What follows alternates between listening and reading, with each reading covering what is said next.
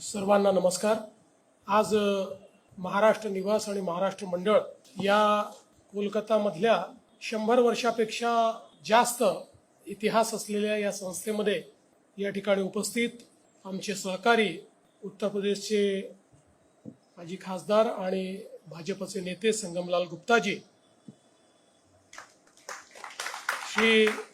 श्रीकांत वैशंपायनजी, अध्यक्ष महाराष्ट्र मंडळ कोलकाता, श्री सुभाष मंत्री जी, अध्यक्ष महाराष्ट्र निवास ट्रस्ट, श्री आशीष बापट जी, श्रीमती श्वेता चोपड़ा जी, या ठिकाणी उपस्थित अनेक वर्षापासून कोलकातामध्ये राहूनही आपलं मराठी पण जपणारे असे सगळे माझ्या भगिनी आणि बंधूंनो, मला अतिशय मनापासून आनंद आहे की महाराष्ट्र मंडळामध्ये आपल्या सर्व मराठी बंधू भगिनींशी संवाद साधण्याची संधी आज मला मिळाली। आणि म्हणून सर्वात पहिल्यांदा आपण ही संधी दिल्याबद्दल मी आपल्या सर्वांचे मनापासून आभार मानतो।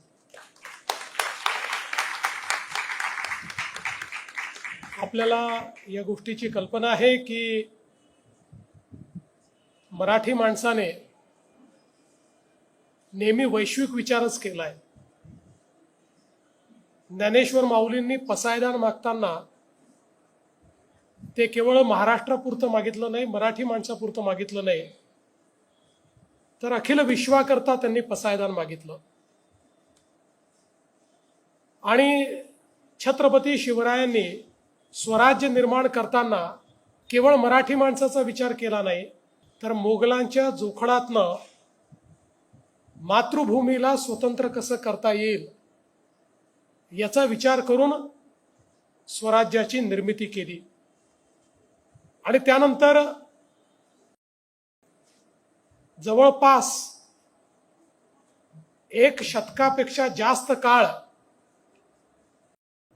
हे आपलं मराठी साम्राज्य, हिंदवी स्वराज्य संपूर्ण देशामध्ये विस्तारित होत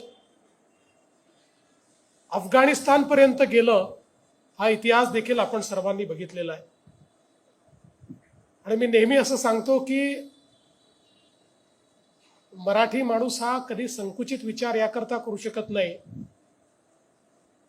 की या देशातली जी सगळ्यात महत्त्वाची लढाई मानली जाते, ज्या लढाईने या देशाचा इतिहास बदलला, ती पानिपतची लढाई। या पानिपतच्या लढाईमध्ये मराठे लढले ते भारताकरता। कारण ज्यावेळी अहमद शाह अब्दाली हा दिल्लीवर चालून आला आणि दिल्लीच्या बादशहांनी मराठ्यांना विनंती केली की आम्हाला वाचवायला तुम्ही या, ते गेले। अहमद शाह अब्दाली यमुने पार चालला गेला आणि तिथनं त्यांनी मराठ्यांना खलिता पाठवला की पंजाब, सिंध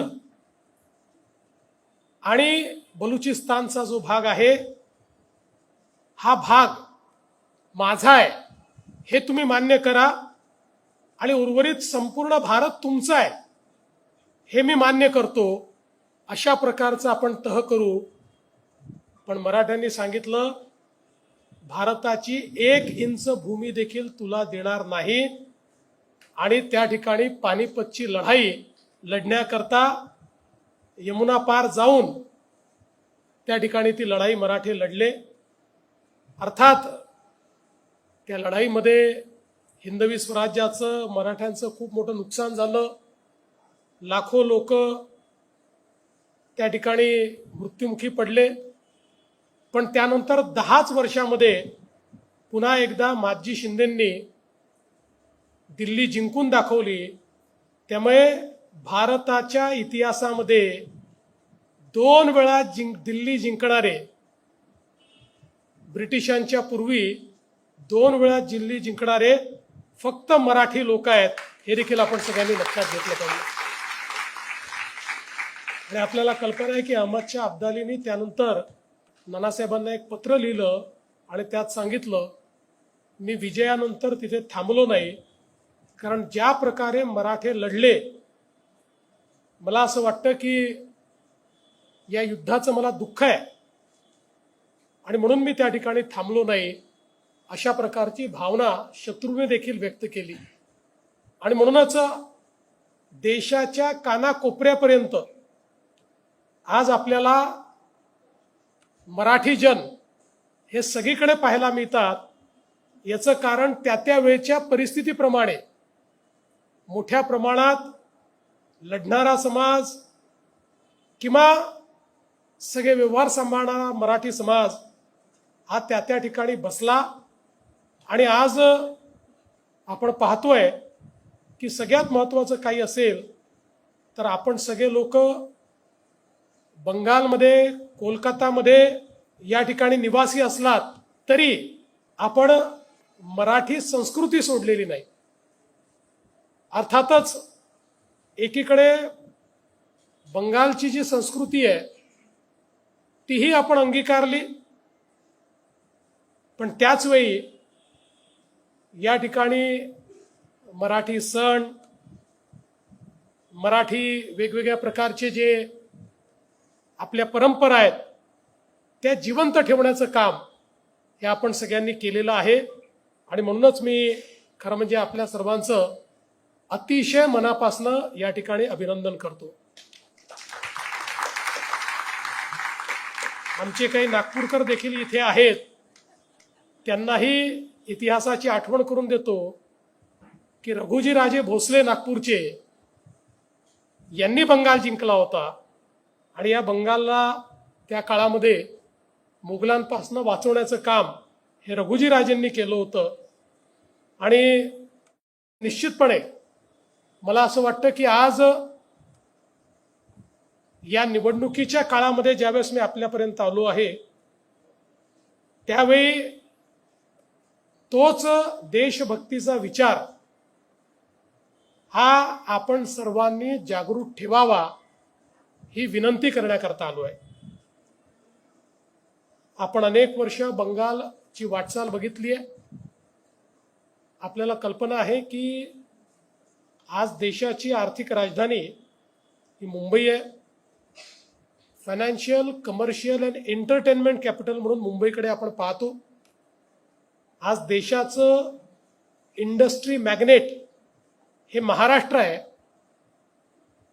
आणि महाराष्ट्राच्या अर्थव्यवस्थेचा विस्तार बघितला तर महाराष्ट्र आता देशातल्या कुठल्या राज्याशी कॉम्पिटिशन करत नाहीये, तर महाराष्ट्राची अर्थव्यवस्था विस्ताराप्रमाणे जगातली 30व्या नंबरची अर्थव्यवस्था, 30th. आणि पुढच्या 2 वर्षामध्ये महाराष्ट्र UAE आणि सिंगापूरच्या अर्थव्यवस्थेला साईज प्रमाणे त्याच्या पलीकडे जाईल अशा पद्धतीनं महाराष्ट्राची विकासाची वाटचाल चालली आहे. पण त्याच वेळी ही आठवण मला करून दिली पाहिजे, भारताचं कमर्शियल कॅपिटल हे कोलकाता होतं आणि भारताचं इंडस्ट्रियलायझेशन हे सर्वाधिक आणि सर्वप्रथम या पश्चिम बंगालमध्ये झालेलं आपण बघितलं. महाराष्ट्र आणि पश्चिम बंगाल हे 2 प्रांत असे होते की जे देशाचं ग्रोथ इंजिन होते. आपल्याला माहिती आहे आपल्याकडे वंगमचा खरा सहोदर आपण म्हणतो, तशा पद्धतीनं सांस्कृतिक, आर्थिक, सामाजिक सगळ्या क्षेत्रांमध्ये महाराष्ट्र आणि बंगाल आघाडीवर होते. सर्वात जास्त स्वतंत्रता संग्राम सेनानी बंगाल आणि महाराष्ट्राने दिले. सर्वात मोठे समाज सुधारक हे बंगाल आणि महाराष्ट्राने दिले. त्यामुळे एक प्रकारे अतिशय विकसित अशा प्रकारची संस्कृती घेऊन एकत्रितपणे ही दोन्ही राज्य पुढे गेली. पण दुर्दैवाने सुरुवातीच्या काळामध्ये मार्क्सिस्ट राजवटीमध्ये आणि त्यानंतर ममता दिदीच्या राजवटीमध्ये कोलकात्याचा आणि बंगालचा पूर्ण ऱ्हास झालेला आपण बघितला. आपण बघा, देशातली पहिली मेट्रो कोलकात्यामध्ये आली, पहिली ट्राम मुंबईसोबत कोलकात्यामध्ये आली. पण त्यानंतर हळूहळू कोलकात्याची हालत अशी झाली की आज पश्चिम बंगालमधनं 6,895 इंडस्ट्रीज पश्चिम बंगाल सोडून गेल्या आहेत. आता याच्यामध्ये ही दुःखाची गोष्ट आहे की पश्चिम बंगालमधनं गेले आहेत, त्याचं दुःख मी करू की त्यातल्या सगळ्यात जास्त इंडस्ट्रीज या महाराष्ट्रात आल्या, याचा आनंद मी करू, अशा प्रकारचा प्रश्न आज माझ्यासमोर आहे. पण मला असं वाटतं की ही अतिशय गंभीर गोष्ट आहे. आपण जर बघितलं तर जवळपास 125 लिस्टेड कंपनीज त्यांनी पश्चिम बंगाल सोडला. they don't want to mention their address as Kolkata, as West Bengal. अशा प्रकारची अवस्था या ठिकाणी झाली. आणि ज्या राज्यामध्ये 65% पॉप्युलेशन ही 35 वर्षाच्या आतली आहे, तिथे जर इतक्या मोठ्या प्रमाणात व्यापार आणि उद्योगाचं पलायन झालं तर या राज्याची अवस्था काय होईल याचा विचार आपल्याला करावा लागेल. एकीकडे आपण पाहतोय की पश्चिम बंगाल ममता दीदींच्या नेतृत्वामध्ये पूर्णपणे कर्जबाजारी होतोय. आपण बघा, कर्ज घेणं काही चुकीचं नाहीये. विकसनशील अर्थव्यवस्थेला कर्ज घ्यावं लागतं, कर्जातनं विकास करावा लागतो. पण रिझर्व्ह बँक ऑफ इंडियाने एक नियम केला आहे की त्या राज्याच्या GDPच्या 25% पेक्षा जास्त जर त्या राज्यावर कर्ज गेलं तर ते राज्य कर्जबाजारीपणाकडे जातं. आणि महाराष्ट्रामध्ये GDPच्या 18% कर्ज आहे, गुजरातमध्ये GDPच्या 17% कर्ज आहे आणि पश्चिम बंगालमध्ये GDPच्या 39% कर्ज आहे. याचा अर्थ काय आहे? याचा अर्थ असा आहे की आता इथलं सरकार 7-8 वर्षापूर्वी कर्ज परत करायला कर्ज घ्यायची, आता कर्जही परत करत नाही. आता कर्जावरचं व्याज देण्याकरता इथलं सरकार कर्ज घेत आहे. एक डेट ट्रॅप हा इथे आता तयार होतोय. आणि कुठेतरी आपण जर बघितलं तर एक प्रकारे अशा पद्धतीनं एक भयानक कारभार आपल्याला पाहायला मिळतो. महाराष्ट्रामध्ये सरकारी कर्मचाऱ्यांना 7वा आयोग झाला, आता 8व्या आयोगाची तयारी केली. देशाने 8व्या वेतन आयोगाची तयारी केली. बंगालमध्ये काही लोक 5व्या वेतन आयोगावर आहेत, काही 6व्यावर आहेत. त्याच्या पलीकडे अजून बंगाल गेलेला नाही. त्यामुळे एकूणच ज्या प्रकारचं या ठिकाणी गव्हर्नन्स मॉडेल पाहायला मिळत आहे, ते गव्हर्नन्स मॉडेल हे विकासाचं मॉडेल नाही आहे. देशामधल्या मोठ्या राज्यांमध्ये सर्वात कमी कॅपिटल एक्सपेंडिचर असलेलं राज्य हे बंगाल आहे. या ठिकाणी रेव्हेन्यू ग्रोथ जर आपण बघितला तर तो देखील कमी होतोय. याचं कारण जो रेव्हेन्यू सरकारच्या तिजोरीत यायला पाहिजे तो सरकारी नेत्यांच्या तिजोरीत चाललेला आहे. आणि म्हणून आज बंगालची ही परिस्थिती आहे. आणि एकूणच जर आपण हा सगळा विचार केला तर याच्यामध्ये सगळ्यात महत्त्वाचं काय आहे? सगळ्यात महत्त्वाचं आहे बंगालची बदलणारी डेमोग्राफी. आज अनेक जिल्हे त्याची डेमोग्राफी बदललेली आहे.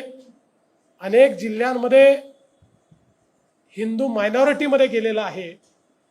आणि हे जे मॉडेल आहे, आम्ही विकास करणार नाही, लोकांच्या आशा आकांक्षा अपेक्षा पूर्ण करणार नाही, आम्ही डेमोग्राफी बदलली की लोकांमध्ये भय तयार करून आम्हाला जन्मभर राज्य करता येईल, अशा प्रकारचा जो काही विचार या ठिकाणी पाहायला मिळतोय हा देशविघातक विचार आहे.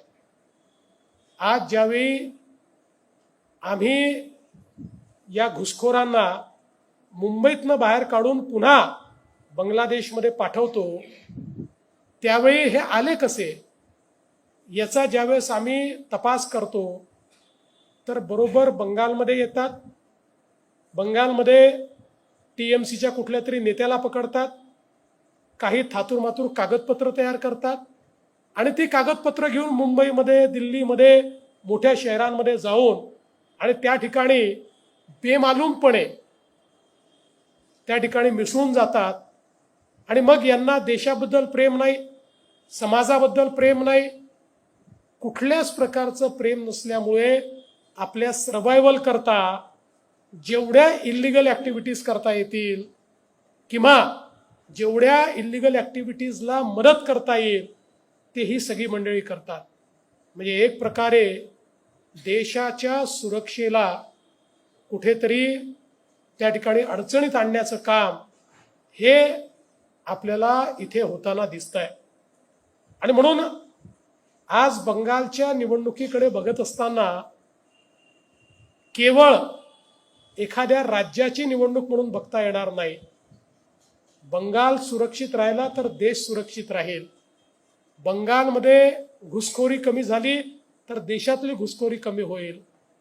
आणि म्हणून बंगालची ही निवडणूक त्याही दृष्टीनं अत्यंत महत्त्वाची आहे. आणि विशेषतः आपल्याला मी या निमित्ताने सांगू इच्छितो की बंगालमध्ये आजही क्षमता किती आहे तर 5 वर्षाचा गुड गव्हर्नन्स मिळाला, 5 वर्षाचा, तरी देखील बंगाल हे देशातल्या पहिल्या 5 राज्यांमध्ये येऊ शकतं. ही क्षमता बंगालची आहे. पण त्याकरता गुड गव्हर्नन्स आणावा लागेल. आणि आपल्याला माहिती आहे देशामध्ये गुड गव्हर्नन्स हे मॉडेल आपले पंतप्रधान नरेंद्र मोदीजींनी तयार केलं आहे. आज आपण पाहू शकतो अतिशय मागास असलेलं आसामसारखं, त्रिपुरासारखं, बिहारसारखं राज्य आज ज्या वेगानं पुढे जात आहे, आसाम तर आता एक प्रकारे देशाच्या ग्रोथ इंजिनमध्ये आलेला आहे. देशाची सेमीकंडक्टरची भूक आता आसाम पूर्ण करताय. इतक्या देशाच्या मुख्य धारेमध्ये आसाम आलेला आहे. इथे तर सगळी इकोसिस्टीम आहे. त्यामुळे भारताचं जगातली 3री त्यानंतर 2री अर्थव्यवस्था होण्याचं जे स्वप्न आहे ते जर पूर्ण करायचं असेल तर बंगालला पुन्हा इकॉनॉमिक ग्रोथ इंजिनमध्ये परिवर्तित करावं लागेल. आणि म्हणूनच आपल्याही सगळ्यांना माझी विनंती आहे, आपला जो इथला सगळा मराठी समाज आहे त्या सगळ्यांना माझी विनंती आहे की बंगाल करता आणि देशाकरता ही निवडणूक महत्त्वाची आहे.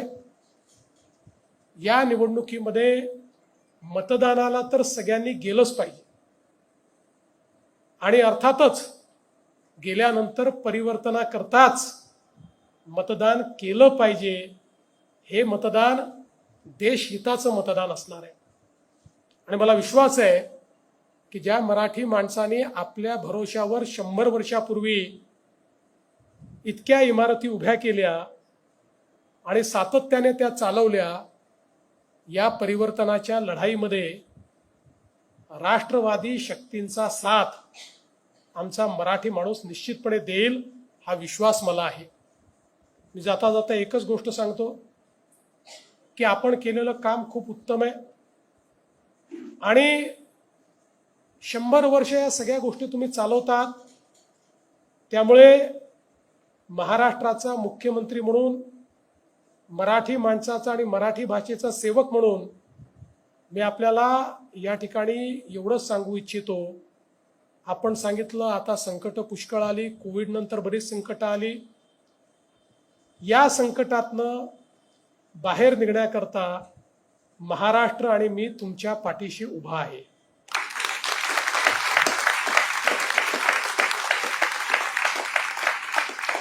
निवडणूक सुरू असल्यामुळे मी फार बोलणार नाही, पण आपल्याला सांगतो की लंडनमधलं जे स्वातंत्र्यवीर सावरकरांसहित सगळ्या मराठी माणसांनी आणि बंगाली क्रांतिकारकांनी ज्या ठिकाणी विचरण केलं, ती इमारत तिथल्या मराठी लोकांच्या विनंतीवर आता महाराष्ट्राने विकत घेतलेली आहे. जगभरामध्ये जिथे जिथे मराठी माणूस आहे त्या त्या ठिकाणच्या मराठी मंडळांना जमेल ती मदत हे आम्ही करत असतो. आणि यासोबत आपली मराठी भाषा, खरं म्हणजे मराठी आणि बॉंगला ही दोन्ही भाषा एकत्रच अभिजात भाषेचा दर्जा दोघांनाही मिळाला. आणि माझा एक बंगाली मित्र आहे, तो नेहमी मला गमतीने असं म्हणतो की मराठी आणि बंगाली सारख्याच आहे, फक्त रसगुल्ला तोंडात ठेवून जर तुम्ही मराठी बोललात तर तुम्हाला बंगाली वाटेल. अतिशय गोड अशा प्रकारच्या दोन्ही भाषा आहेत. आणि या आपल्या मराठी भाषेचं, मराठी संस्कारांचं, मराठी संस्कृतीचं जगभरामध्ये जतन झालं पाहिजे याचा प्रयत्न आमचा आहे. आणि म्हणून मी आपल्यालाही या ठिकाणी निश्चितपणे आश्वस्त करतो की या सगळ्या आपल्या प्रवासामध्ये आपल्याला कुठे जर महाराष्ट्राची, आमची कोणाचीही मदत लागली तर आम्ही आपले आहोत हे समजून आपण आम्हाला आवाज द्या, आम्ही आपल्या पाठीशी उभं राहू. आज या निमित्ताने पुन्हा एकदा आपल्या सगळ्यांना खूप शुभेच्छा देतो. आपल्याला भेटून प्रचंड आनंद मला झालेला आहे आणि म्हणून त्या आनंदातच आता मी मुंबईला परत जातो. धन्यवाद. जय हिंद, जय महाराष्ट्र, जय बंगाल, जय भारत.